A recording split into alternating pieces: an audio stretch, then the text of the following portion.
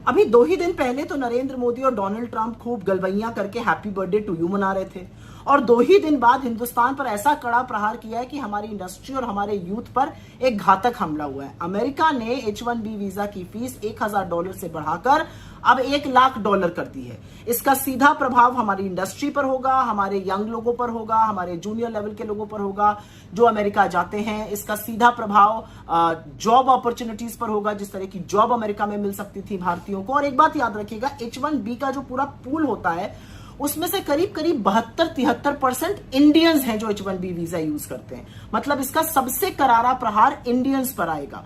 करीब 5 लाख इंडियंस अभी भी H1B वीजा पर यूएस में हैं। अगर इनमें से कुछ को भी आना पड़ा तो वो लाखों की संख्या होगी। स्थिति कितनी भयावह है सोच लीजिए। बच्चों की फीस, लोग घर पैसे भेजते हैं, इस पर भी बहुत बड़ा प्रभाव पड़ेगा। जो हिंदुस्तान रेमिटेंस आती है विदेशी देशों से, जो लोग वापस पैसे भेजते हैं हिंदुस्तान, उस पर फर्क पड़ेगा। 2024 में जो टोटल ग्लोबल रेमिटेंस आई थी, अमेरिका से आने वाली रेमिटेंस, उसका 27.7% हिस्सा था। करीब $35 बिलियन वहां से आए थे। ऑफकोर्स इसका फर्क जो है वो जॉब अपॉर्चुनिटीज पर पड़ेगा, इसका फर्क लोगों के रहन सहन पे पड़ेगा, इसका बहुत बड़ा फर्क आईटी इंडस्ट्री पर पड़ेगा।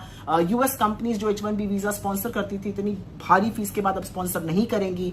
इंडिया की आईटी कंपनीज जो लोगों को भेजकर रेवेन्यू कमाती थी, उनकी रेवेन्यू मार्जिन कम होगी, जो बड़ी बड़ी इंडियन कंपनीज। और इंडियन आईटी सेक्टर के लिए तो ये सबसे ज्यादा घातक है, क्योंकि इंडियन आईटी सेक्टर में हिंदुस्तान में तो जॉब्स बन नहीं रही है। चाहे वो टीसीएस हो या इन्फोसिस हो, लगातार लोगों को नौकरी से निकाल रहा है। वहां पर एक उम्मीद जगी रहती थी और अब वो उम्मीद भी धूमिल होती नजर आ रही है।